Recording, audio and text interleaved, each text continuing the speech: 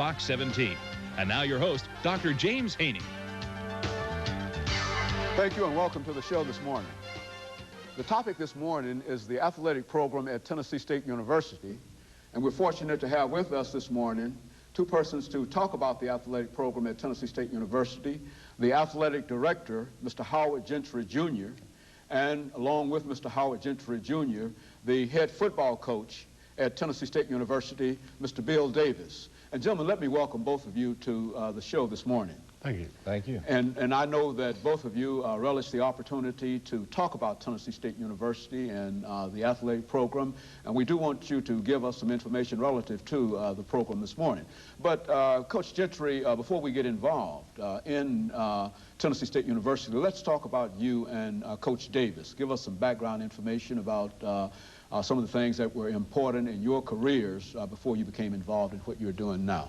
Well, as far as I'm concerned, I guess if I look at my career in athletics, I guess you can quote or list me as one of the new day athletic directors. And in saying that, I have a varied background. I have a background in business, banking, insurance, and a little law in there also. And I have an extensive fundraising background. And athletics has grown to the point now that it requires a business mind somewhere in the athletic department, and people are starting to look into the business community, and people that are not totally outside of athletics, but people that have an athletic background but have ventured into other areas to run athletic departments. And so I guess fortunately in my professional journey, it has come back to Tennessee State University as an athletics director, and it definitely helps. Athletics is a big business now. It's not a small business by any means. It's a multi-million-dollar operation, and it helps to have a business mind. Now, I won't say that only business people can run an athletic department, but it definitely helps. And so my career has taken me the full scope and brought me here, and I feel very comfortable. Very good. Coach Davis, as the head football coach at Tennessee State University, let's talk about some of the things that you were involved in before you became the head football coach at Tennessee State University. Well, I came to Tennessee State University from Savannah State College in Savannah, Georgia, a Division II football school, and we went to the playoffs in 1992, the Division II level. Prior to that, I was at South Carolina State for a number of years, where I got my first head coaching assignment. And I'm going now into my third season at TSU. Very good. And of course, Coach Gentry, talking about the athletic program at Tennessee State University and talking about your background, you've been involved in that athletic program for a number of years. As a matter of fact, even before you were appointed as the athletic director, you were also involved in athletics, as you've indicated. Let's talk about the athletic program at Tennessee State University and what you, as the athletic director, hope to achieve in that program. Well, the athletic program at Tennessee State University is a program that's rich in history. It is rich in current history. I mean, as current as this past basketball season. I mean, our program is still making history as our Lady Tigers went to the NCAA tournament for the second time consecutively. We've, of course, if you go back and talk about your Wilma Rudolphs, your Ralph Bostons, Too Tall Jones, Eldridge Dickey, in other words, Skull Barnett, we have a very rich history in a lot of sports. It is my goal, and I'm going to give every piece of my energy into taking Tennessee State University to the next level. I really, truly believe that Tennessee State can compete on a national level for championships. We're just not a program sitting over there fielding 14 sports. I believe that we can compete at the top level, and my goal is to help see that we do. Now, Coach, you said earlier that this is your third year here at Tennessee State University. Why don't you give us an assessment of some of the things that you found in terms of your responsibilities as the head football coach up to this point, going into this season? Well, being a head football coach at a program like Tennessee State University, it's a very high-profile program. As Mr. Gentry said, it's rich in tradition, and what we're trying to do is to, I guess, pump some life back into that football tradition. Being a member of the OVC, Ohio Valley Conference, we probably operate out of one of the toughest Division I AA conferences there is in the United States. Plus, we play our 3 historically black schools, and I think that our program is on the upswing. Last year, we were 5 and 6. Possibly should have been better, but you know, give or take a few here there. The ball had bounced our way, no telling. But I feel that we are coming into a season where we have our, gotten our athletes in. We've had an opportunity to have 2 classes, recruiting classes. So went through a good spring practice. Everything went well. So right now we're just waiting on August to roll around. We can kick off the 3rd campaign. Now, you've already had your spring practice, have you not? We've had spring practice early in, we finished early in April, started the last couple of weeks of March, and things went real well. We had some surprises and had some guys that we're not so surprised about, but we're pleased with it. We got a new offensive coordinator, Coach Darren Valentine. Coach Nick Calcutta came in this year as offensive line coach. He made it in time, to work with us a little during the spring, and so we've gotten our offense set and ready to go for the 95 campaign. Now, Mr. Gentry, as the athletic director, you're faced with trying to juggle financing for all of these various programs. And I think one of the things that you've often emphasized is equity in your athletic program. And let's talk about that. Certainly we want to talk more about the football team and about the schedules and whatnot, but we want to make sure that we give you an opportunity to say something about the various sports that you are required to have and equity within that framework, and what impact does that have upon Tennessee State University? Well, Tennessee State University has 14 sports, 7 men's sports, 7 women's sports, and when you talk about equity, I mean, the big word out now, phrase is gender equity, and I believe in it. I think it's very important. I think it's been a difficult task to try to balance gender equity with football being in the formula, because football is all-male sport. It has large numbers, large budgets, and it does create a problem in that formula. But I believe in gender equity. I believe that the female sports should have everything that they need. I believe that there should be parity there, and I believe it's important that we work very hard to make sure that the females in athletics have an equal opportunity. But what again makes it difficult is football being in that formula. I think we need to put our heads together and determine a way to not penalize a sport to create equity, and I think it can be done. I don't know sometimes if it's so much a question of gender equity or is it dollars. We're going to offer opportunities for women in sports. And we're not going to turn our backs on the female athlete, student athlete, and we're committed to that. But I guess if you look at the complicated part, is trying to figure out how do you call it equity if football gets so much. And we're going to have to continue to work on it from the NCAA level all the way down. But I think at Tennessee State University, you'll find that our females are pleased at our commitment to equity, and it's very important. And it's important to the strength of your overall program. You know, Coach, I think you mentioned earlier about the OVC, the Ohio Valley Conference, and you've been involved in the Ohio Valley Conference since you came to Tennessee State University. But what do you find in terms of playing in that conference compared to some of the other conferences that you've played in? Well, there are 9 schools in the conference, and we play, well, it's 8 other teams in the conference, and I find that the competitive level is just about equal. There used to be some pushover, so-called, in the conference, but now when you look at it, the lower 4 teams have now almost come to the surface and equal the top 4 teams that we play. We find that we had 2 representatives in the NCAA last year from the Ohio Valley Conference. And anytime that you can have 2 members out of your conference representing the conference in playoffs, it just shows you the strength of that conference. Not only the conference is strong, but the 3 schools that we played, the historically black colleges, we played South Carolina State and Atlanta. They ended up winning the Heritage Bowl and also winning the conference championship in the Mid-Eastern Athletic Conference. Florida A&M is a Mid-Eastern Athletic Conference member. They finished real strong last year.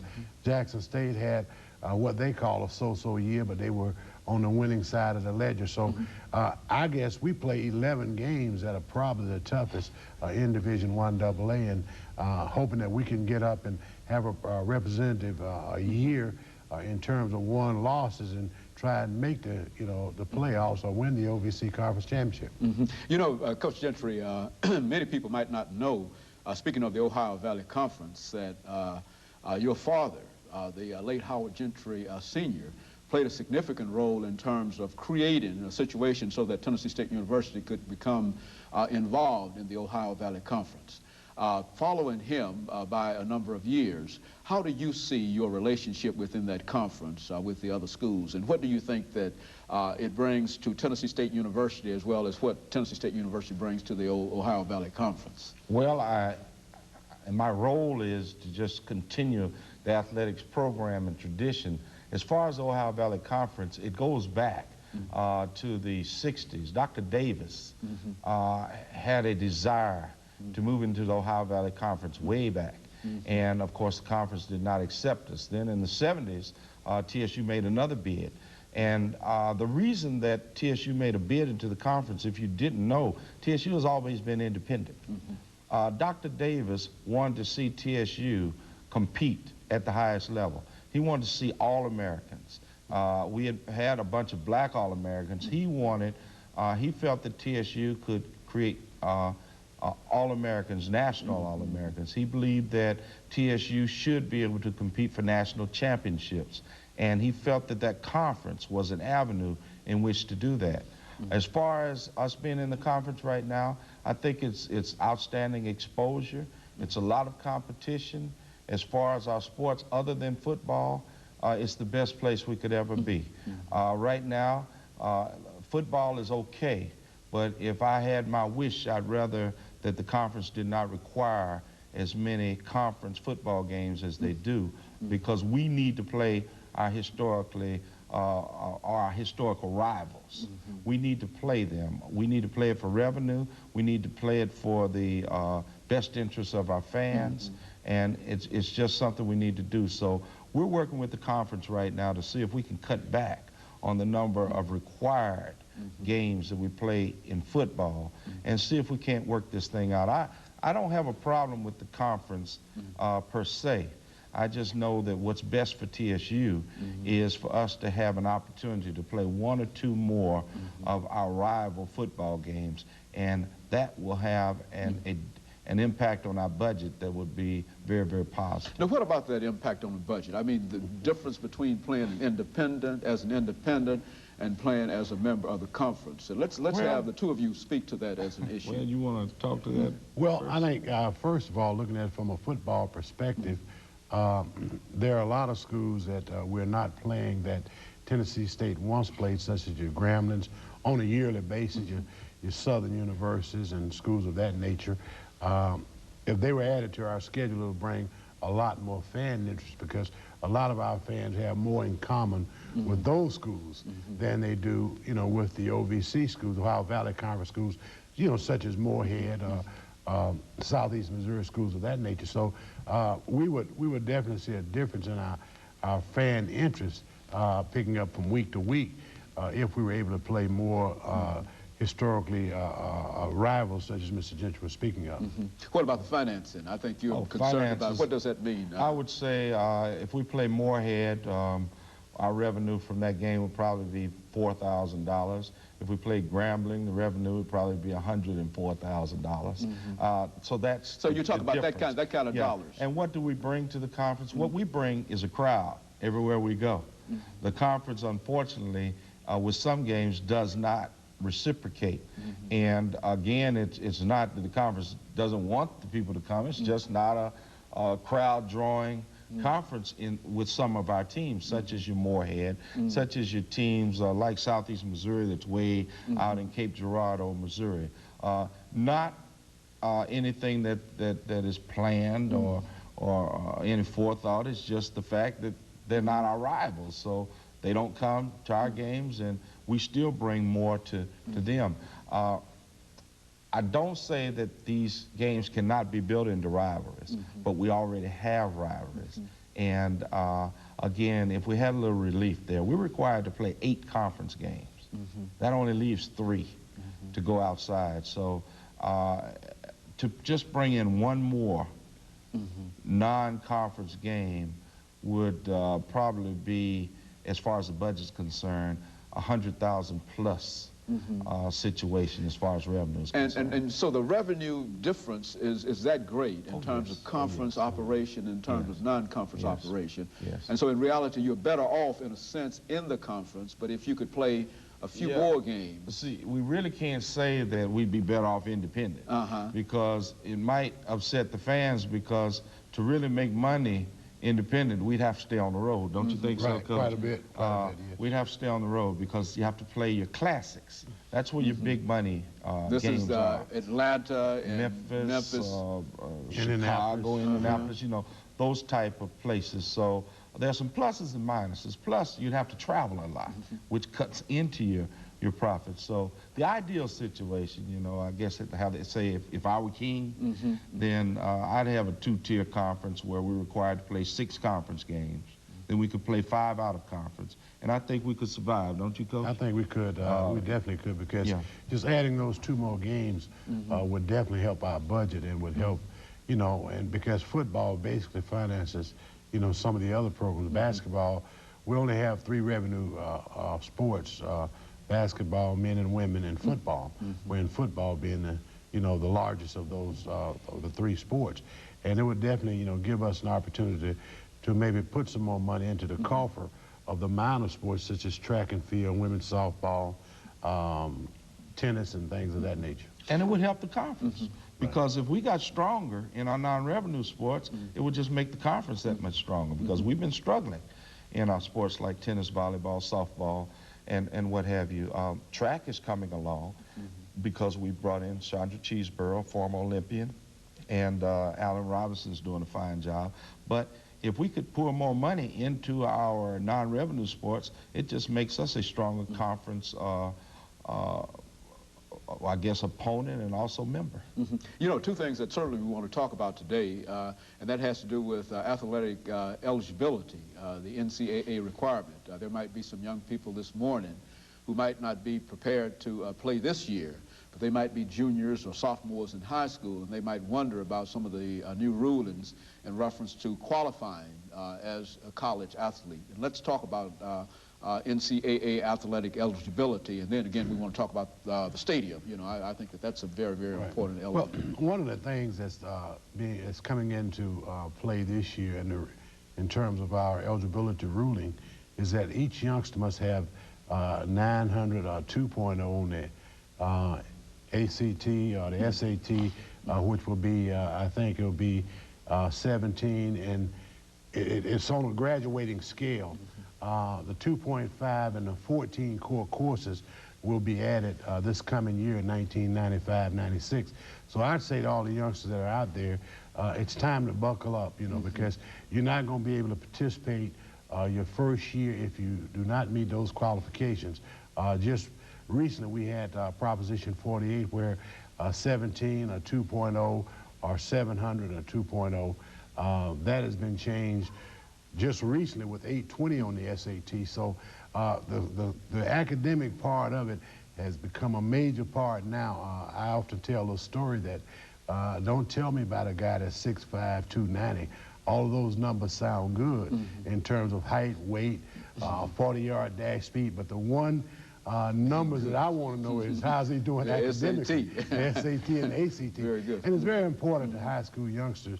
A lot of them don't find themselves until they get to the 10th or the 11th grade, but now you got to start out, you got to come out of the blocks, you know, with some A's and B's and a few C's, because it's tightening up to the point that our youngsters are going to have to sit out or either go to a junior college and lose 2 years of eligibility where it could be at the 4-year college and get those 2 years under his belt. So I say to all the young people that are listening, both young men and young women, it's time to tighten up now, and you know, you just put as much time into your books as you do into your play. As a matter of fact, Mr. Gentry, you've stressed that in terms of all of the things that you've done with the athletic program in terms of academics and athletics. And what do you see in terms of the opportunities that are provided for young people, which is to say that if many of these young people are unable to meet the academic requirements, then they might not have an opportunity at a college period. Right. Well, I personally feel that the academic requirements are necessary. I think that in some ways they might be a little too stringent, but we have to live with that, and it's not my place to say what's right and wrong. I think it does have a negative effect on some young men and some young ladies. Now, the academic world would say, well, that'll make them work harder. Well, I can only think of stories where, like my father, if it had not been for athletics, he would not have gotten a college education. It turned out to be a pretty good old guy. You know, he wasn't given his education. He had to work for it. But we have to take the hand that's dealt us, and we have to understand that academics is very important. So what we've got to do is to make sure we have programs in place to help these young men and women progress and help them move through toward graduation. We've got to give them a hand. Unfortunately, we can't reach back to high school and do anything about that. The high school is going to have to do that. But when we do get these young men and women, we're going to have to make sure that programs are in place so that we can enhance them academically, so they will progress through, they will graduate, because that's what they're there for. I believe in that, and I'm taking a strong stand. I don't have any opposition, though, because our coaches are not fighting that. They want the same thing. It's just that a coach, along with the academic requirements, coaches got to win, and that's a tough job. But like I tell my coaches, you all decided to get in this field, you know. So, but it's a tough job. Part of the turf. I understand. That's why I feel, as athletic director, I need to stay in the background, and I need to work and make sure that things are in place to make the coach's job as easy as they can, as it can be, so that they can put the emphasis on coaching, and so we take responsibility for a lot of the academics. Coach Davis, how do you see the stadium this year in terms of Hale Stadium? And we're talking about the stadium that is on the campus at Tennessee State University, and I think quite a bit of money has been put into renovation and et cetera. But where do you see that, and how would an improved stadium help your program? Well, I think it would help, you know, any time that you have improved facilities, it helps your recruiting tremendously. You know, when you have that locker room, the weight room, and all of the things in place, when a young person comes in to visit, he want to come to your institution, you know, not only because of the academic, we give him the academic reasons first, but he want a nice, comfortable environment to be in. And we're in the process of renovating our stadium. We're in the process of fixing the turf. And I look forward to, you know, when we come back home for our first game, which is October the 7th, I believe, I'm hoping that we'll come back to, you know, a much improved facility, because Hale Stadium is another thing at Tennessee State where you have so many historical sites on campus. I think this is one of the tops on campus, and we're hoping that it will be improved. We are looking forward to the ROTC old ROTC building being renovated in the future for football offices and athletic offices in general. So I think it'll bring a lot of excitement. It'll bring even some more fans out to be in a comfortable setting in which we're, you know, in the process of doing. Very good. We've got about 4 minutes before we end today, Mr. Gentry, and perhaps it'll give you an opportunity to perhaps talk about some things that we've not had an opportunity to talk about, or some issues that might be burning on your heart in reference to the athletic program, after which Coach Davis will have an opportunity to perhaps make some final comments. Well, what continuously burns on my heart is that as a graduate of Tennessee State University, and having been around Tennessee State and the athletic program my entire life, I know how important it is to to have the support that we need to make it to that next level. Tennessee State didn't move through the golden era by themselves. I mean, they had support. They had committed fans and committed alumni who supported them. We need that support. We need a rededication to our athletics program. We need a rededication to our university as a whole. And so what burns within me is the wish and desire that our supporters give us an opportunity to move to that next level. And the only way we'll have that opportunity is for them to give us support monetarily. We need season tickets bought. People don't realize the strength of an athletic program is in the season tickets. If everybody bought season tickets, we wouldn't need a budget. All we need is to have the seats available for them. So to buy tickets, come out and support these programs and to cheer for us and to be proud of your institution. And we're working hard to give them, our fans, the type of program that they want. Now, how much is a season ticket? A season ticket, a luxury package is $64. That includes the Memphis game, all right? And that's 4 home games plus the Memphis game. That is a very cheap ticket, to be honest with you, for 5 games, to be able to see 5 games for less than $10 a game. And now we have child prices, we have prices for senior citizens, and so it's a level of purchases, but it ranges between $45 and $64, and that's it. And those persons who might wish to buy one don't necessarily have to attend the games themselves. No. They can often buy it and perhaps pass it on. We've got programs where if you buy a season ticket, say you're only going to come to 2, we have a youth program where we provide those tickets for youth so they can come out and experience a college environment, to see TSU, to be a part of the activities there. So we just need support. We need our fans to come out and support us, and we'll do the rest. Finally, Coach, I guess you would echo that. I remember when we had Coach Allen of the basketball team, and he said how important fan support was for his team. What about your team? Well, it's very important. You know, I guess, you know, football is an entertainment. It's an entertaining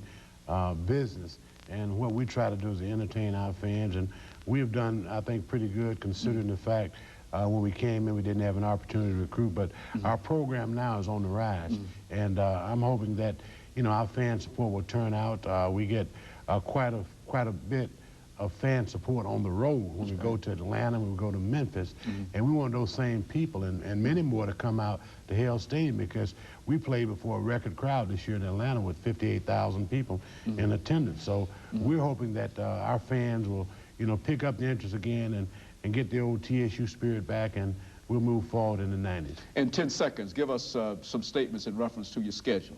As far as the schedule goes, it's the best schedule, best package in town. We've got the Memphis game first, and then we've got the game in Atlanta. And no, the game in Florida. We go to Orlando, Florida, and play Florida A&M. And then we play in Atlanta against South Carolina State. And, of course, we have 4 home games. Very good. And let me thank the 2 of you for coming by and giving us that information. We're sorry that we have to cut it off, but we've got about 10 or 15 seconds to go. But let us thank you for coming by and giving us that information about the athletic program at Tennessee State University. And I'm sure that fans will be out and support the team more than ever this year. And let me encourage you to tune in again next week for another informative edition of Comments.